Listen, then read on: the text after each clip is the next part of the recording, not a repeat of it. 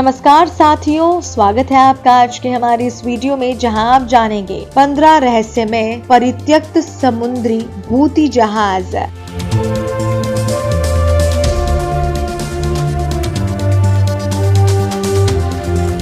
15 रहस्य में परित्यक्त समुद्री भूत जहाज। समुद्र में बहुत सी चीजें हो सकती हैं। समुद्री डाकू, विद्रोह, हत्या और खराब मौसम का उल्लेख नहीं है। विदेशी अपहरण, समुद्री राक्षसों के साथ संघर्ष और बरमुडा त्रिभुज के रहस्यमय कार्य। तो शायद इसमें कोई आश्चर्य की बात नहीं है कि इतने सारे जहाज अपने चालक दल या यात्रियों के बिना निकल गए हैं।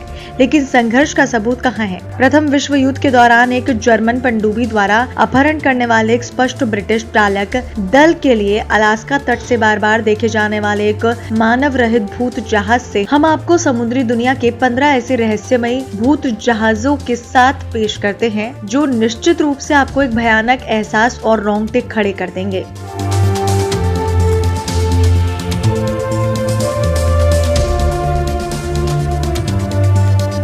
Mary Celeste.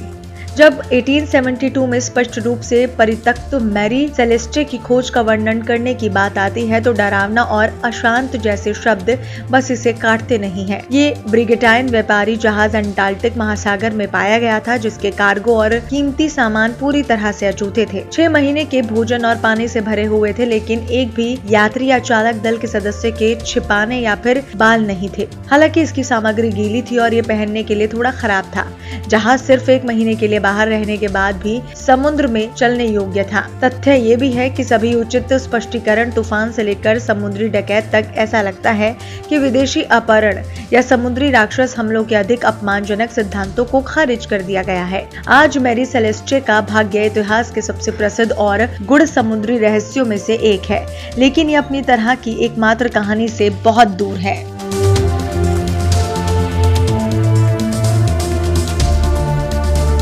कैरोल ए डेरिगा।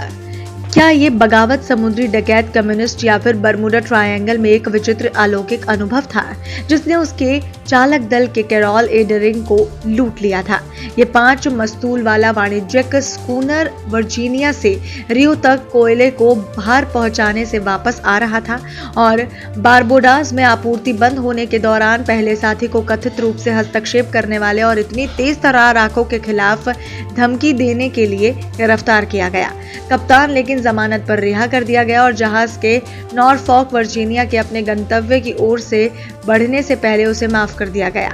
जहाज को तब देखा गया जब उसने अपनी उत्तरी कैरोलिना में कैप लुकआउट लाइटशिप की प्रशंसा की और जहाज पर एक विदेशी उच्चारण वाले एक व्यक्ति ने लाइटशिप के कीपर को बताया कि जहाज ने अपने लंगर खोल दिए हैं। लेकिन अगली बार जब ये देखा गया तो ये केप हैटरेस उत्तरी कैरोलिना में घिर गया। चालक दल, उनका सामान और जीवन रक्षक सभी गायब। चालक दल कभी भी स्थित नहीं था और यूएस सरकार कभी भी आधिकारिक स्पष्टीकरण के साथ नहीं आई।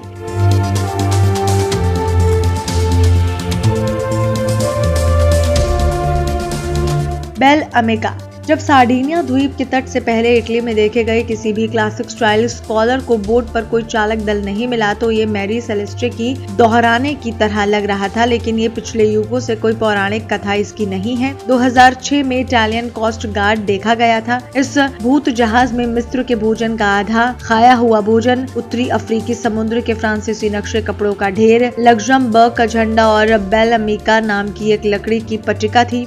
इतालवी अधिकारियों ने पाया कि जहाज को किसी भी देश में पंजीकृत नहीं किया गया था, क्योंकि जहाज को प्रेस में एक प्राचीन के रूप में गलत पहचाना गया था। सार्वजनिक हित की सुनामी ने मामले को घेर लिया, लेकिन ये जल्द ही एक लग्जमबर्ग व्यक्ति से संबंधित एक आधुनिक नौका के रूप में सामने आया, जिसने संभवतः इसे कर चोरी के उद्देश्यों के लिए पंजीकृत नहीं किया था।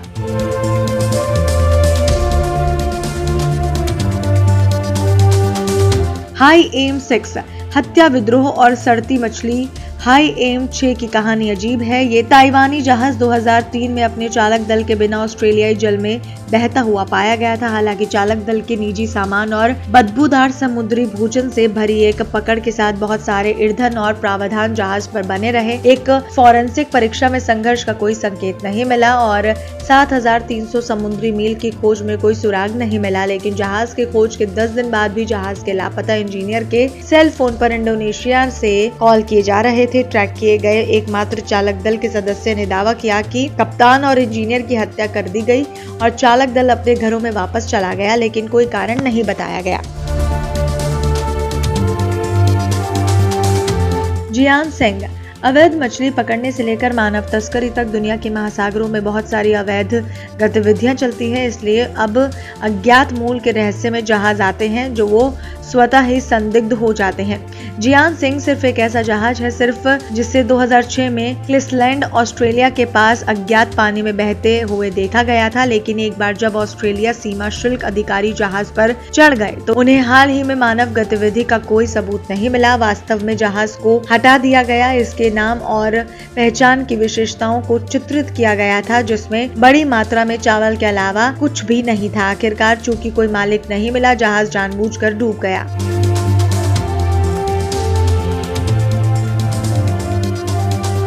एमवी जोइता। एमवी जोइता एक अकल्पनीय जहाज हो सकता है, लेकिन वो अन्य समस्याओं से प्रतिरक्षित नहीं था। जहाज पर 25 यात्रियों और चालक दल के साथ जोइता 1955 में दक्षिण प्रशांत में गायब हो गया। जहाज के अतिदय होने की सूचना के 5 सप्ताह बाद इसे आंशिक रूप से जलमग्न और चिकित्सा आपूर्ति, लकड़ी, भोजन और खारे तेल सहित 4 टन कार्गो गायब पाया गया। ड्रम रेडियो को अंतर्राष्ट्रीय समुद्री संकट चैनल पर ट्यून किया गया। जीवन रक्षक नौकाएं चली गईं और खून से सने पट्टियां मिली। कुछ का मानना है कि कप्तान घायल हो गया और मारा गया और यात्रियों और चालक दल को लगा कि उनके पास जहाज को छोड़ने के अलावा कोई और विकल्प नहीं है, लेकिन ये अभी भी लापता माल की व्याख्या नहीं करता।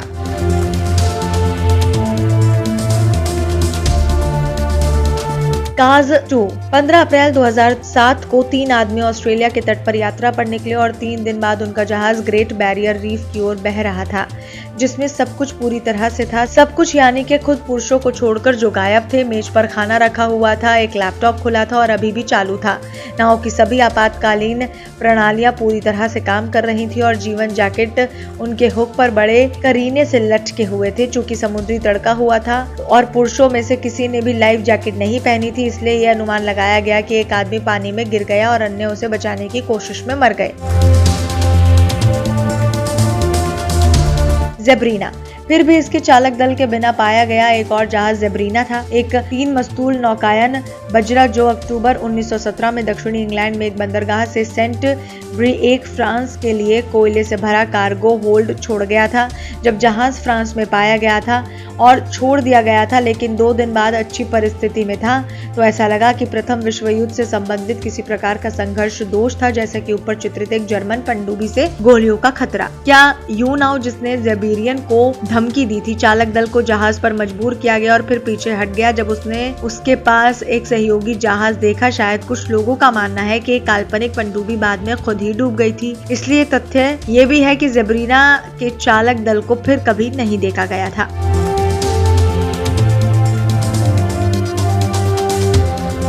स्कॉनर जेनी। 4 मई 1823 यानी के 71 दिनों तक खाना नहीं, मैं अकेला जीवित बचा हूँ। ये संदेश लिखने वाला कप्तान हाथ में कलम लिए कुर्सी पर बैठा था।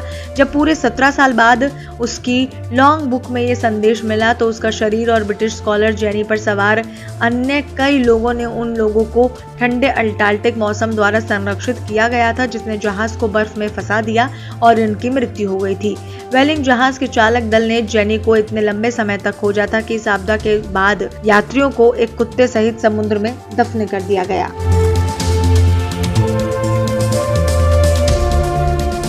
बेचियामो। कनाडा के उत्तरी तट के साथ इनुइट बस्तियों में प्रावधानों के लिए व्यापार करने के लिए प्रयुक्त एसएस बाइचिमो कठोर परिस्थितियों के लिए अजनबी नहीं था। 230 फुट का ये कार्गो सिस्टम एक सप्ताह पहले ही पैक बर्फ से मुक्त किया गया था।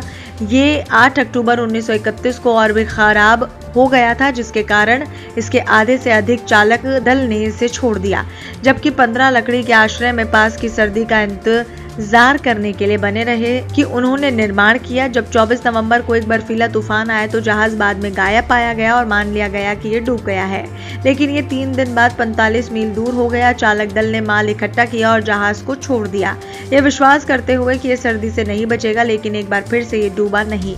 अगले दिन कई दशकों में पूरे तट पर बाइचिमो के देखे जाने की सूचना मिली और कुछ लोग जहाज पर चढ़ भी गए।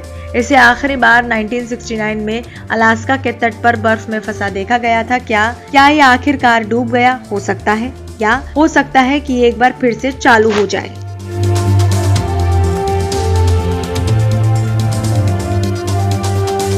The Octavius. 1775 में ऑक्टेवियस सिर्फ एक किंवदंती से अधिक बन गया जब हेराल्ड नाम के एक व्हेलिंग जहाज ने पाया कि ये लक्ष्यहीन रूप से ग्रीनलैंड के तट से बह रहा था और इसके सभी चालक दल आर्कटिक ठंड से मृत हो गए थे। डरावना वातावरण में जोड़ने के लिए जहाज का कप्तान अपने डेस्क पर बैठ गया था।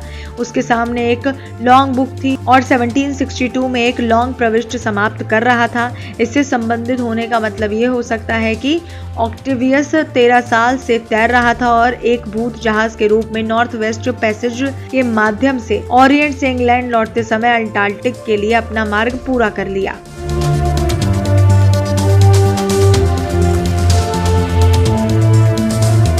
The Lady Lovibond. प्यार, ईर्ष्या और क्रोध की एक दिलचस्प कहानी इस प्रेतवादित जहाज की कहानी को पूरा करती है। 1748 में वैलेंटाइन डे से एक दिन पहले से जहाज के कप्तान की शादी के उत्सव के रूप में रवाना किया गया था। फिर भी उसके दोस्त, जो उससे बहुत प्यार करता था, प्रतिशोध से बाहर जहाज को कुख्यात गुडविड सैंडर्स में ले गया, उसे डुबो दिया और सभी को मार डाला। तब से इसे हर 50 साल में केंट के आसपास नौकायन करते देखा जा सकता है। 1898 और 1948 में इस जहाज के दर्शनीय स्थल की यात्रा देखी गई और कुछ नावों ने वास्तव में बचाव दल को भेजा था, ये मानते हुए कि ये संकट में था, लेकिन बाद में नहीं मिला। हालांकि 1998 में कोई पुष्टि नहीं हुई थी कि प्रसिद्ध भूत जहाज एक किंवदंती बना हुआ है।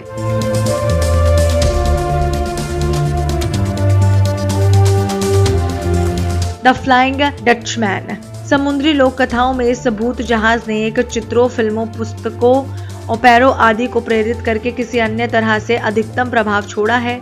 वान डेर डेकन कप्तान ईस्ट इंडीज की ओर बढ़ते हुए दृढ़ निश्चय के साथ कैप ऑफ गुड होप की प्रतिकूल मौसम की स्थिति के माध्यम से अपने जहाज को चलाने की कोशिश की, लेकिन कयामत के दिन तक बहाव की कसम खाने के बाद भी बुरी तरह से विफल रहे। किंवदंती कहती है कि तब से उन्हें अनंत काल के लिए महासागरों की यात्रा करने का श्राप मिला। आज तक गहरे समुद्र के सैकड़ों मछुआरे और नाविकों ने दावा किया है कि उन्होंने फ्लाइंग डचमैन को पानी के पार अपनी कभी ना खत्म होने वाली यात्रा जारी रखते हुए देखा है।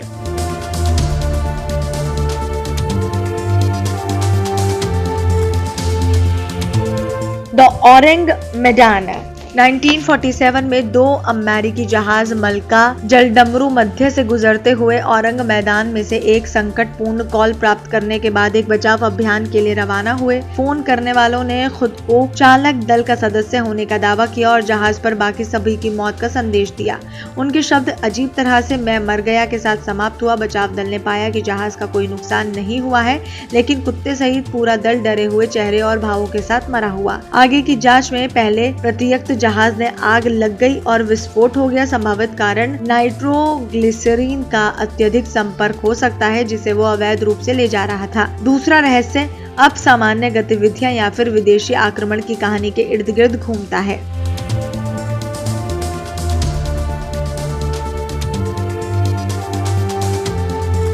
द कैलुची।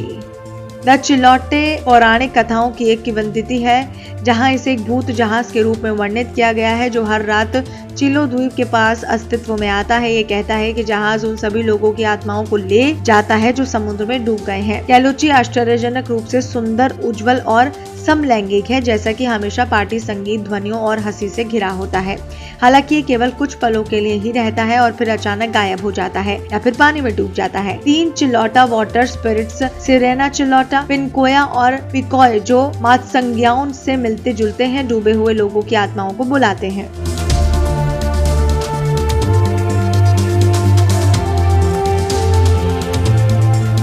उम्मीद करते हैं दर्शकों आपको ये वीडियो पसंद आया होगा। आप हमारे इस वीडियो को लाइक शेयर करके हमारे चैनल को सब्सक्राइब करना ना भूलें।